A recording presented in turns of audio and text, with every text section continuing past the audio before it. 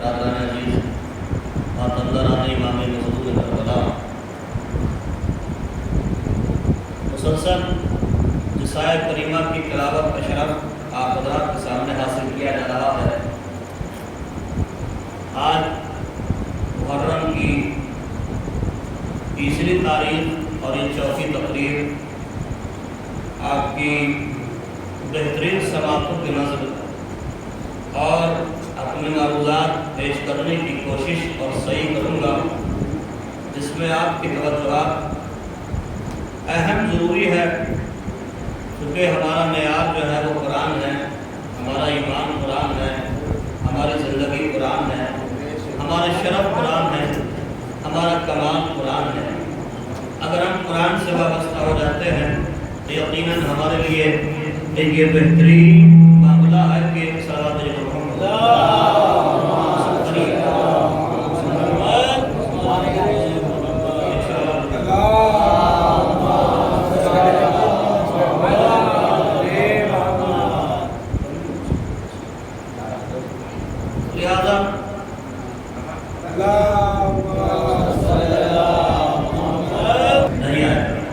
ہماری زندگی کے لیے ایک معیار یہ ہونا چاہیے کہ قرآن کو ہم کاپوں میں نہ سجائیں، جیلوں میں نہ سجائیں، بلکہ اسے تلاوت میں رکھیں، تب جا کے یہ کمال حاصل ہوتا ہے انسان کو۔ میں نے عرض کیا تھا کل بھی کہ قرآن کی وہ پاور ہے کہ اگر قرآن مردے پر پڑھ دیا جائے تو یقیناً مردہ زندہ ہو جاتا ہے، مگر زبان میں تاثیر ہونا چاہیے۔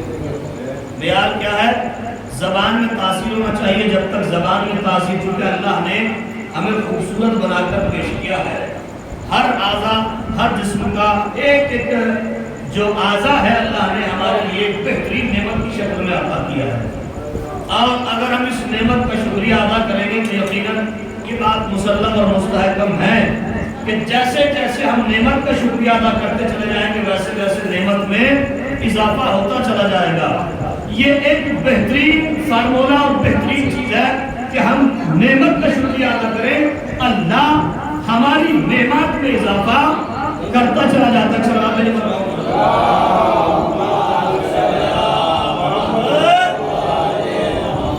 تو لہذا ضروری ہے کہ ہم قرآن کو برآمد کریں اور قرآن اپنی زندگی میں رچا لیں اور بسا لیں، اور جب ہم ایسا کرنے لگیں گے تو محب آل محمد کہلائیں گے۔ یقیناً محبت آل محمد ہمارے دلوں میں سمائی ہوئی ہے۔ تو جان لینا کہ انسان جب تک پائے کمال تک نہیں پہنچ سکتا جب تک ان دو دامنوں کو نہ پکڑ لے، ایک دامن قرآن اور ایک دامن اہل بیت علیہ السلام۔ ان دو سے متمسک ہو گیا تو ہماری یہ دنیا بھی کامیاب ہے اور ہماری آخرت بھی کامیاب ہے۔ ایک اور صلوات میرے پر محمد،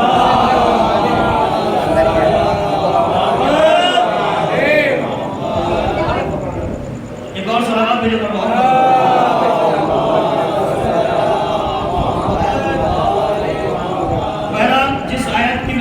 تلاوت آپ کے سامنے کی ہے، یہ قرآن مجید کی مسلسل جو میں تلاوت کر رہا ہوں، اس میں کہا گیا یا ایھا الذین آمنوا اتقوا اللہ وکونوا مع الصادقین، یہ صاحبان ایمان تقوی الہی اختیار کرو اور سچوں کے ساتھ ہو جاؤ، صادقین کے ساتھ ہو جاؤ، ایمانداروں کے ساتھ ہو جاؤ، باکمال کے ساتھ ہو جاؤ۔ اللہ نے کہا ایمانداروں کے ساتھ، سچوں کے ساتھ ہو۔ یاد رکھنا جو صادقین کے ساتھ ہو گیا اس کی آخرت بھی کامیاب ہے اور اس کی دنیا بھی کامیاب ہے۔ تو ہمیں چاہیے کہ اگر ہمیں اپنی آخرت کامیاب کرنی ہے تو ہمیں آل محمد کے ساتھ رہنا پڑے گا۔ کون سے نواب میرے محمد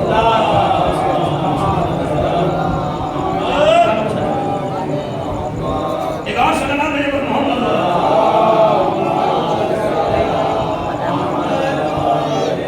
لہذا ہمیں اس معیار پر رہنا چاہیے جو معیار اہل بیت علیہ السلام نے ہمیں بتایا ہے۔ اور یاد رکھنا کہ صادقین کے ساتھ ہونے کے لیے کوئی ضروری نہیں ہے کہ عرب کے ہی لوگ ہوں، بلکہ عرب سے ہٹ کے بھی وہاں پر آئے ہیں۔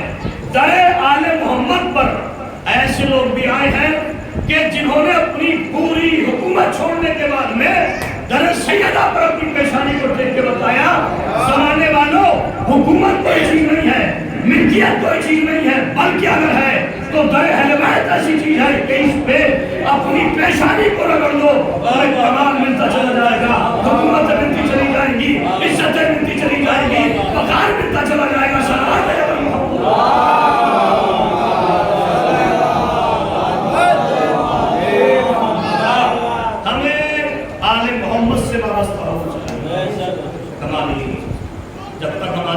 وابستہ نہیں ہوئے تب تک ہماری سمجھ میں کچھ نہیں آئے گا.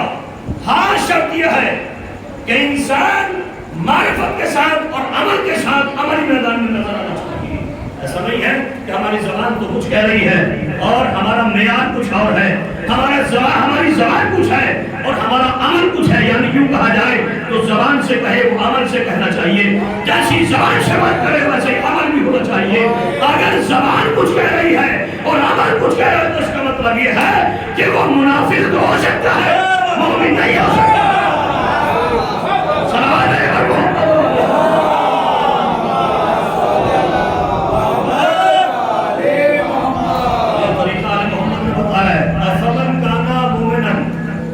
افمن کانا قرآن مجید کا افمن کانا مومنن کمن کانا فاسقا. مومن اور فاسق برابر نہیں ہو سکتے. آج قرآن کے لہجے میں کچھ سنیے گا, مومن اور کافر, مومن اور منافق, عالم اور جاہل, توجہ فرمائیے گا, برابر نہیں ہو سکتے. کیوں؟ اس لیے قرآن نے اعلان کر دیا ہے اگر عالم اور جاہل برابر ہو جاتے ہیں تو اس منبر پہ کوئی بھی آگے بیٹھ جاتا. اگر مومن اور فاسق برابر ہو جاتے ہیں تو قرآن میں اس بات کا تذکرہ نہیں ہوتا. اس کا مطلب یہ ہے کہ مومن اور ہے, منافق اور ہے.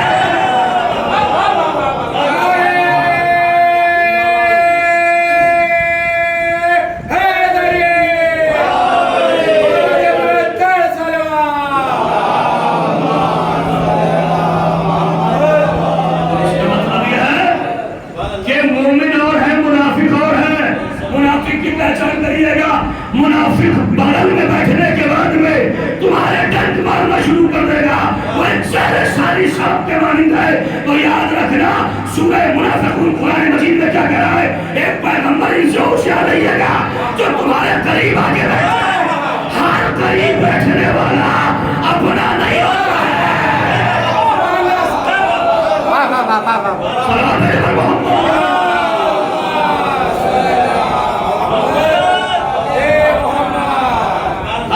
بیٹھنے والا اپنا نہیں ہوتا ہے.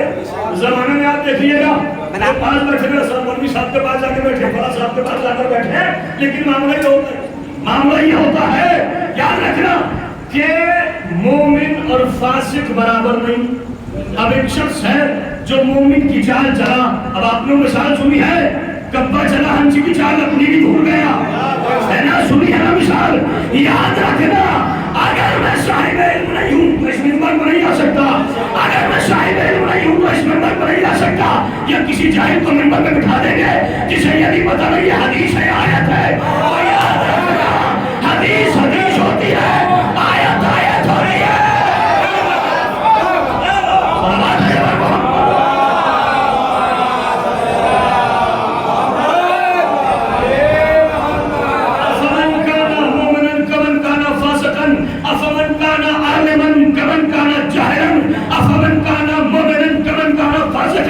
یاد رکھنا مومن اور فاسق برابر نہیں ہو سکتے.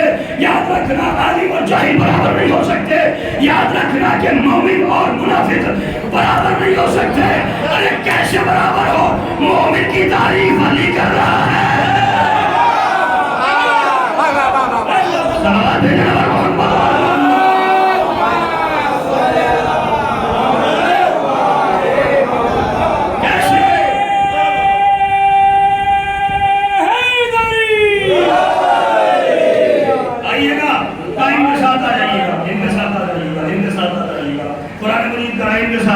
کس کے ساتھ بھائی, کس کے ساتھ دیکھنا چاہ رہا ہے تو قائم کے ساتھ آئی. کہا یہ ہے کون ایمان ہے, کہا یہ وہ ہے کہ جن کے در پہ ستارہ اترے, کہا یہ وہ ہے کہ جن کے در پہ بادلوں کے ٹکڑے آ جاتے ہیں, کہا یہ وہ ہے کہ جن کے سامنے درخت بھی سجدہ کرنے لگتے ہیں, کہا یہ وہ ہے کہ جن کے اشارے پہ سورج آ جاتا ہے, کہا یہ وہ ہے کہ جو اپنے اشارے سے پہاڑ کو چلا دیتے ہیں.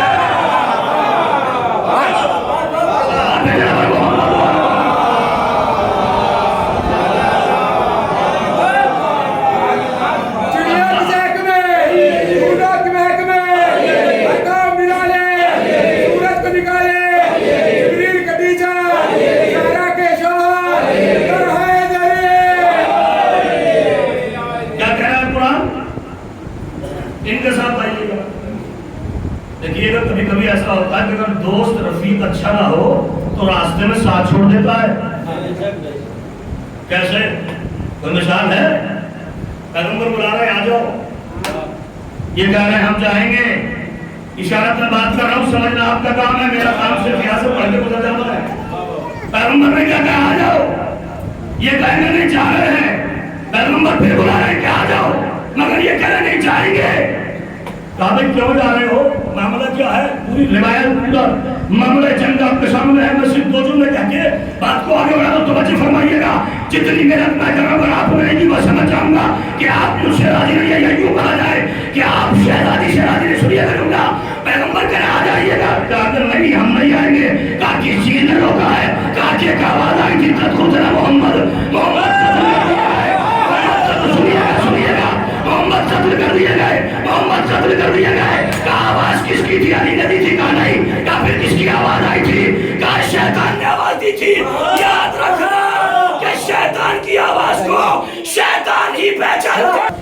آپ نے اپنی زندگی میں دیکھا ہوگا کہ آپ کے ہم مویشی پلتے ہیں، ہر کسان، ہر دیہاتی آدمی اپنے ایک معیار رکھتا ہے، وہ یہ ہے کہ اپنے یہاں مویشی پالتا ہے مثال کے طور پہ، میں اپنے گامی لہجے میں کہوں بیل، بھینسیا، بکریاں، تو کبھی آپ نے دیکھا ہے کہ آپ کبھی اپنے کسی جانور کے بولنے کی آواز کو پہچانتا ہے؟ 2 جانور اگر برابر میں بدل ہوئے بول لیجیے گا، فوراً بولے گا، اور جو وہ جاننے والا ہے نا تو اس کے بولنے پہ آواز بلند کرے گا کہ تو وہاں میں جا رہا ہوں، توجہ فرمائیے گا۔ تو جنس نے جنس کی آواز کو پہچان لیا، جنس نے جنس کی آواز کو پہچان لیا۔ پیغمبر نے کیا کہا، محمد زندہ ہے، بے وقوفہ جا کہا رہے ہو، کہا نہیں قد قتل محمد، قد قتل محمد، قد قتل محمد، قد قتل محمد، محمد قتل کر دیے گئے، محمد قتل کر دیے گئے۔ انہیں شیطان کی آواز تو آ گئی، رسول کی آواز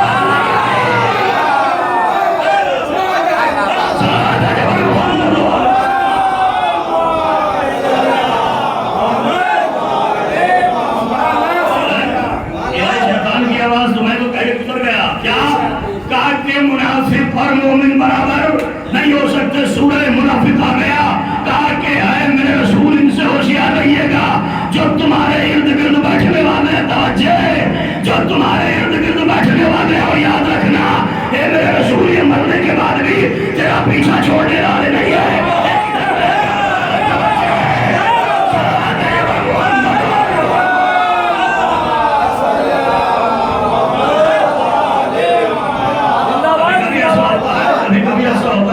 کبھی کبھی ایسا ہوتا ہے کہ انسان کے مرنے کے بعد میں بھی اس کا دشمن اس کی قبر پہ پہنچ جاتا ہے، توجہ ہے نا، اس کی قبر پہ جا کے لعنت و ملامت کرتا ہے، مگر اسے کیا پتا اگر مومن کو لعنت و ملامت کرے گا تو اس تک نہیں آئے گی، بلکہ پلٹ کے تیرے چہرے پہ آ جائے گی۔ اور یاد رکھنا، جملہ سنیے گا، یاد رکھنا کہ مومن تک نہیں پہنچے گی، ہمارا چاند پہ تھوک ہو گئے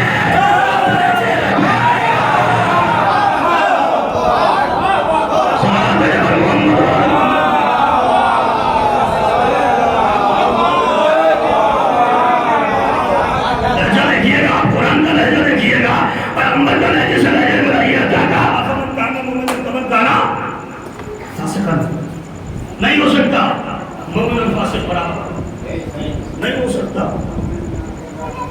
مومن اور کافر برابر نہیں ہو سکتا، جاہل اور عالم برابر نہیں ہو سکتا، دن اور رات برابر نہیں ہو سکتا، نور اور تاریکی برابر، توجہ فرمائیے گا، نہیں ہو سکتا نور اور تاریکی برابر۔ زمانے والوں ذرا سمجھو تو صحیح، جو کہتے ہیں کہ پیغمبر ہم جیسا، جب دن اور رات برابر نہیں ہو سکتے، جب دن اور رات برابر نہیں ہو سکتے، جب دن اور رات جیسے نہیں ہو سکتے، تو تو کہاں ہے کہاں ہے نوری صلوات علی محمد۔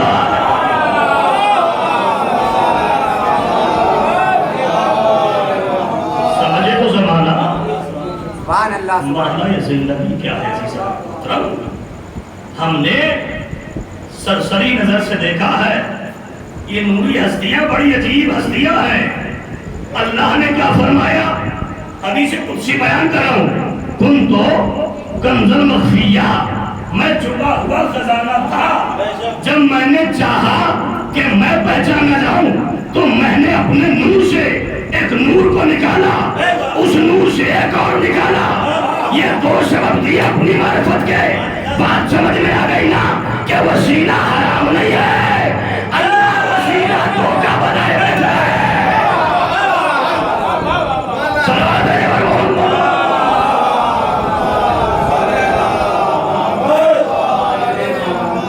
عزیزو، ہمیں پہچاننا چاہیے، ہمیں جاننا چاہیے کہ زندگی کیا ہے، معرفت کیا ہے۔ صرف لفظ معرفت کہہ دینا کافی نہیں ہے۔ اب میں اس کی تھوڑی سی ڈیٹیل سمجھاؤں، توجہ فرمائیے گا۔ صرف معرفت کہہ دینا کافی نہیں، دیکھیے گا معرفت آتی ہے توفیق سے، ہے کہ نہیں ایسا؟ آپ میری بات میں ذرا، اگر میری بات غلط ہو تو ٹوکیے گا، میں یہ نہیں کہوں گا میرے سر پہ امامہ ہے، میں عالم ہوں تو نہیں صاحب مجھے برا لگ جائے گا، نہیں اگر بات غلط ہے تو یہاں ٹوکیے گا، بعد میں بتائیے گا، میں ماننے کو تیار ہوں، لیکن یاد رکھنا کیا کہا کہ ہمارا جو معیار ہے وہ معرفت سے ہے، معرفت توفیق کے بغیر نہیں، اور توفیق علم کے بغیر نہیں۔ توجہ فرمائیے گا، معرفت توفیق کے بغیر نہیں اور توفیق علم کے بغیر نہیں۔ اب سنیے گا، علم کہتے کس کو ہے؟ توجہ فرمانا، پیغمبر نے کہا انا مدینۃ العلم وعلی بابها، انا مدینۃ العلم وعلی بابها۔ اگر معرفت چاہیے تو اس دروازے پر آ جانا، اگر توفیق چاہیے تو اس دروازے پر آ جانا۔ صلوات جناب محمد۔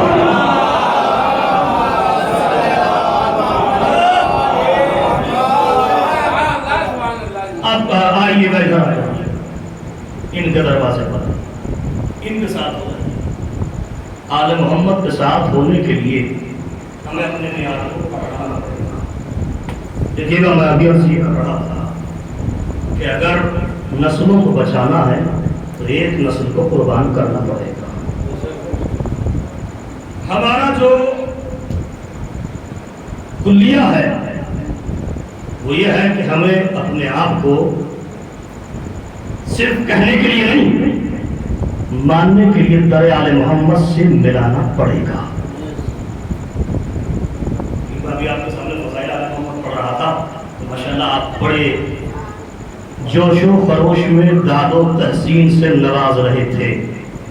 اگر اس جملے کو پر بھی آپ نہیں بولے تو میں سمجھوں گا کہ معاملہ کہیں اور جا رہا ہے۔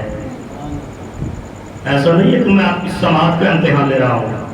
آل محمد سے محبت رکھنے والے کی سماعت کا کائنات میں کوئی امتحان نہیں لے سکتا، کوئی امتحان نہیں لے سکتا، چونکہ جس کی سماعت ہی علی کے صدقے میں پیدا ہوئی ہو۔ میں نے کہہ دیا، آپ نے سن لیا، مگر آپ اس کے ضمن میں جائیے گا، اس کی ڈیٹیل میں جائیے گا، آپ کیا ہے کہ جس کی سماعت آل محمد کے صدقے میں پیدا ہوئی ہو، اس کی سماعت کا کوئی امتحان کیا لے سکتا ہے؟ چونکہ جب سماعت چلتی ہے تو کبھی آسمانوں پہ جاتی ہے، کبھی فلک و فرش پہ عرش پہ جاتی ہے۔ سمجھ ہے نا؟ ایک صلوات ہے محمد۔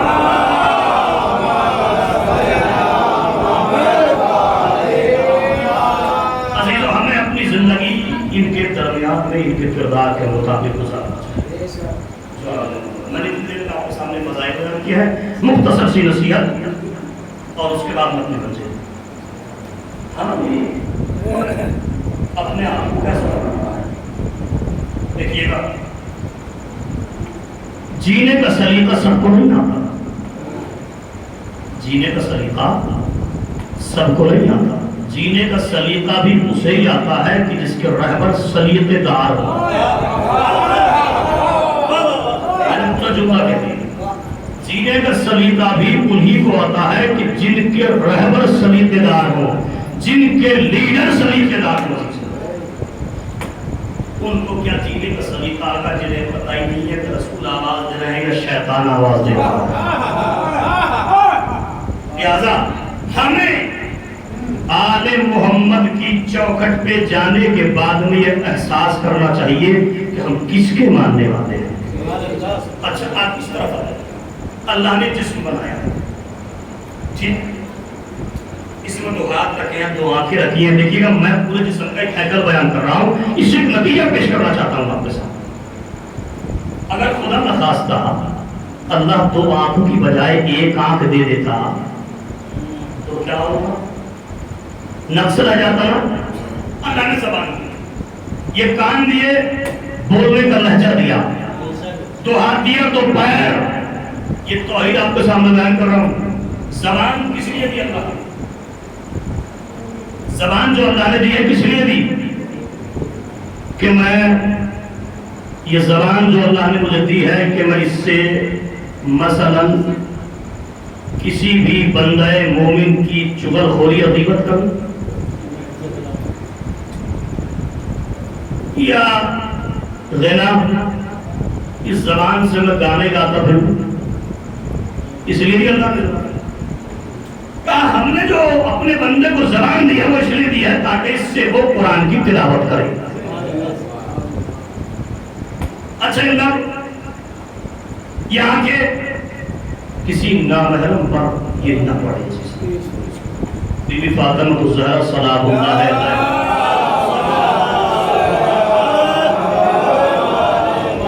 فرماتی ہے کہ وہ میری کنیز ہی نہیں جو بے پردہ پھرے. تو سنوئے آپ کتنا ہی ماتم کیجئے گا، کتنا ہی روئیے گا، اگر بے پردہ ہے تو زینب کی چاہنے والی نہیں ہے. لہذا ہمیں باپردہ رہنا چاہیے اور مردوں کو بھی یہ چاہیے کہ وہ نیچی نگاہیں کر کے چلیں. جسم دیا اللہ نے، ہاتھ دیا ہے کسی کی مدد کرنے کے لیے، ظلم کرنے کے لیے نہیں دیا. ہاتھوں سے کسی ضعیف کی مدد کی جائے عزیزاں، لیکن ہم ہیں کہ اپنے سینے کو چوڑا کر کے چلتے ہیں. کب کس مظلوم کے اوپر ستم کریں، کب کس ظالم، کب کس کمزور کو ستائیں. نہیں عزیزوں، اللہ نے ہاتھ دیے ہیں کمزوروں کی مدد کے لیے، بے سہاروں کا سہارا بننے کے لیے. کتنا خوبصورت بدن اللہ نے ہمارے لیے پیدا کیا ہے، لیکن یہ انسان ہے جو غرور اور تکبر اور گھمنڈ میں پڑ جاتا ہے. ہوتا ہے کہ نہیں ایسا ہوتا ہے؟ گھمنڈ اور غرور میں، اور اتنا غرور سے آ جاتا ہے کہ وہ یہ بھی نہیں سمجھ پاتا ہے کہ وہ انسان ہے کہ حیوان ہے. اسی لیے کہا گیا ہے کہ بل ہم ازل، ایسے لوگ کہ جو اپنے آپ کو نہیں پہچانتے ہیں وہ جانوروں سے بدتر ہیں. ایک سلام بھیجنا محمد والا.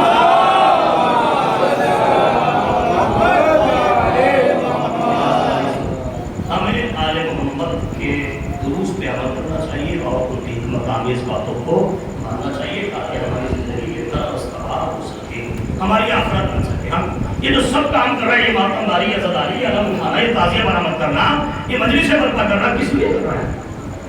تاکہ ہماری آخرت بہتر ہو جائے. فرض تو ہے.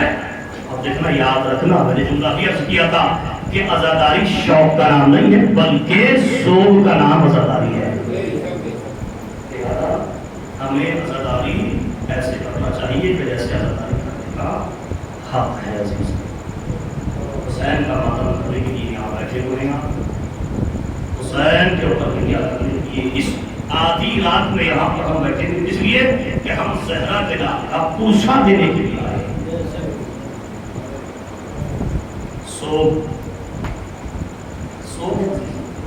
شوق نہیں.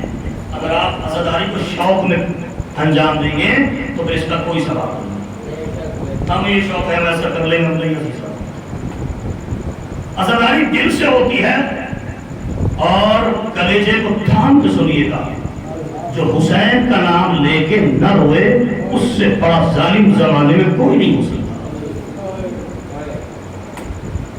عزیزوں، ہمیں فاطمہ کو پوسا دینا ہے ان کے لال اور ان کی بیٹیوں کا. مسائل کچھ ذرا زیادہ بیان کروں گا. آپ سوچئے گا، یہ تاریخ روز عاشور سے قریب کر رہی ہے ہمیں۔ کل 2 محرم میں یہ قافلہ کربلا پہنچ گیا، خیام نصب کر دیے گئے۔ تاریخ بتاتی ہے کہ تاریخ گزرتی چلی گئی، اس کے بعد قافلے پہ قافلے آنا شروع ہو گئے۔ یزید کی طرف سے غول در غول کربلا میں داخل ہو رہے ہیں۔ زینب کا کلیجہ ہل رہا ہے،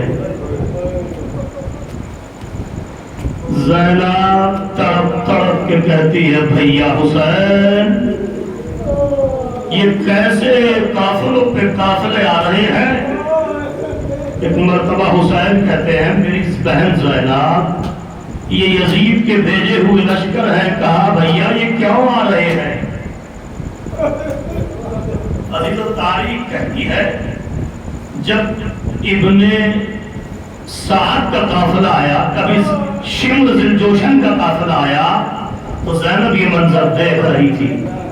جیسے ہی شمر نے کربلا میں قدم رکھا ہے، ایک مرتبہ زینب نے آواز دی فضا ذرا میری بھتیجی سکینہ کو میرے قریب بلاؤ۔ ایک مرتبہ میری ماں بہنوں جملہ سننا کہ سکینہ کو قریب بلایا، زینب نے اپنے زانوں پہ بٹھا کے سر پہ ہاتھ پھیرنا شروع کیا، کبھی رخسارہ کو چومتی ہے، کبھی کلیجے سے لگاتی ہے۔ جملہ کہا سکینہ نے پھوپھی اماں اور یہ کیا ہو گیا، آپ مجھے کیوں اس قدر پیار کر رہی ہے؟ کہا سکینہ ارے بعد عصر عاشور یہی شمر کبھی تجھے تماچے لگائے گا، کبھی تیرا دامن جلائے گا، کبھی تیرے گوشوارے چھینے گا، تیرا بابا ذبح کر دیا جائے گا۔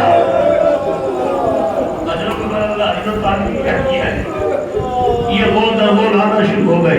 ایک مرتبہ زینب کبریٰ نے پھر اپنے بھیا کو بلایا، آہستہ بیان کر رہا ہوں، پھر اپنے بھیا کو بلایا اور بلانے کے بعد میں جملہ کہا بھیا کیا ہمارا کوئی مددگار نہیں ہے؟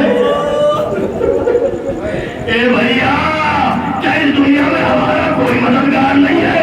ارے پچھلے سال کیا قافلے میں قافلے آ رہے ہیں، کیا ہے میرے بھیا کیا تمہارا اس دنیا میں کوئی مددگار نہیں ہے؟ حسین نے ارے درستے ہاتھوں سے خط لکھنا شروع کیا۔ یہ خط حسین ابن علی کی طرف سے حبیب ابن مدراہر کے لیے جو میرے بچپن کا دوست ہے۔ اے حبیب ارے حسین کربلا کے میدان میں ارے لاکھوں کے درمیان تنہا رہ گیا۔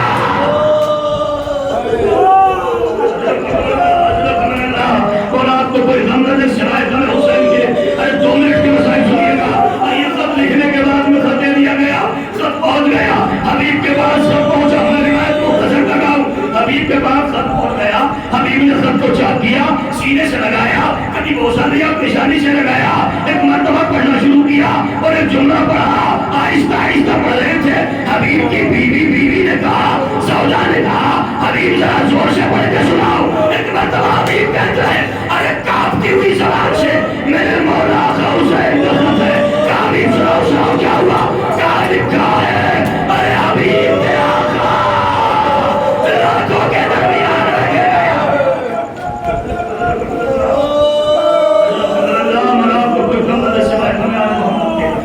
تاریخ کہتی ہے، تاریخ کہتی ہے پڑھنے کے بعد کم کر کے رکھ لیا، سوچنے لگے، حبیب سوچنے لگے۔ ایک مرتبہ زوجہ نے کہا کہ حبیب کیا سوچ رہے ہو؟